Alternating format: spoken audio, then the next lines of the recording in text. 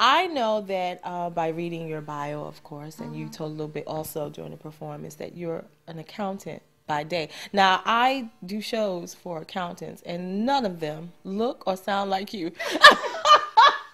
Really, their parties, sorry. Anyway, wow, from accountant by day to this spoken word artist by night. I mean, the transition is huge. And so to do it here, what made you decide to do it here? To do the spoken word? The spoken word, yeah.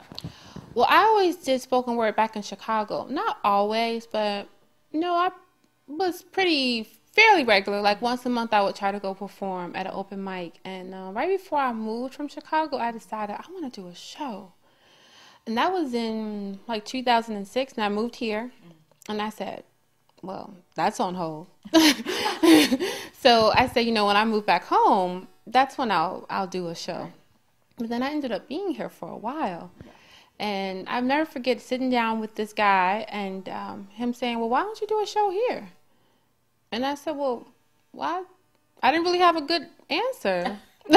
And so then, yeah, and then I started performing more, and it has, like I said about the book, The Alchemist, is that I've just been following the signs, you know? It's just been one little, you know, you take that one small step forward, and it's like, yeah, the floodgates open. You know, it hasn't been all completely easy, but there's like another clue, you know, to go one step further. Yeah.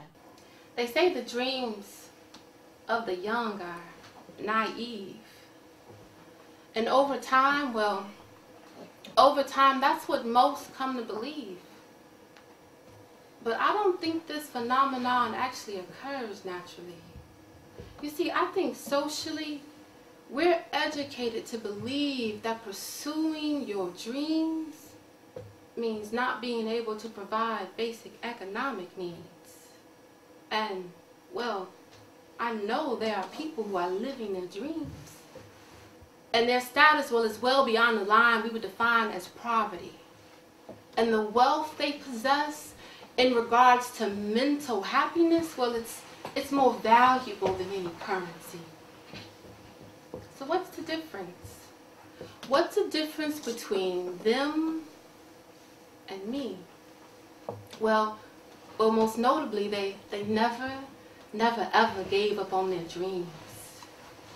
Me, I want to, you know, pursue my dreams. I want to fulfill that which I believe to be my destiny. But for me, well, I don't have access to some crystal ball that tells all. So it's kind of scary. So many give up on their dreams. And the reasons, well, they vary.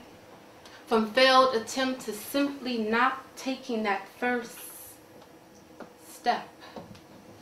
You see, because as we become older and learn the value of possessions, well, we begin to listen to the internal and external voices telling us that the risk is too great. And, you know, and it simply ain't worth it. You realize you could lose everything pursuing a dream. And well, I'm an accountant by degree and spent many late nights studying logic, so that sentiment, it makes complete sense to me. So sometimes I think, you know, this dream, where did it even come from? Maybe like Alice, I fell down some rabbit hole, and what I need to do is, like Dorothy, click my ruby red slippers twice and get back to more sensible business. Dream. Please. But even when I began to put my mind on more practical things, this thing, it pulls at me, waking me well past the time that most have laid down to close their eyes, asking me, why have you forgotten me? And then I realized I've missed my friend, the dream. You see, because more than the fear of failure, I fear forgetting that I ever had a dream. A dream. A worthy possession. I mean, it's worthy of celebration to know what is your passion. The one thing you do effortlessly. The thing that makes you feel like you want a gold medal even though there are few accolades. The thing that you even sometimes tried to shake in fear that you might be making a huge mistake.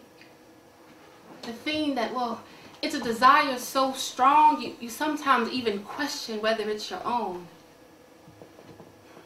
And, well, the journey in pursuit of your dream, it can be lonely. And sometimes you may feel lost, and friends and family, out of love, and sometimes out of their own unrealized dreams, will confirm your insanity. Maybe for some, this dream thing comes easy.